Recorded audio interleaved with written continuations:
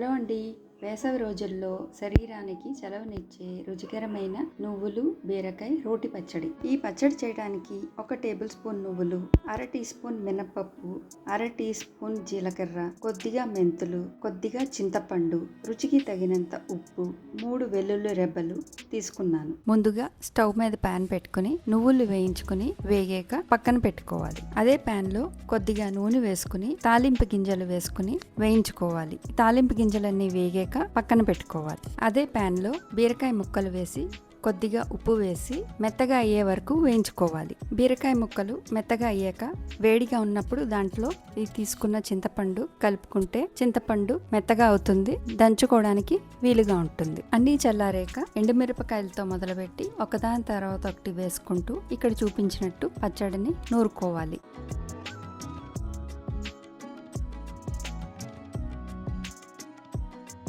పచ్చడి అంతా నూరుకున్నాక చివర్లో పెరుగు కలుపుకొని ఈ పచ్చడి సర్వ్ చేసుకుంటే చాలా బాగుంటుంది. ఇలా సింపుల్గా చేసుకునే నువ్వులు బీరకాయ రోటి పచ్చడి తప్పకుండా ట్రై చేయండి. Thank you.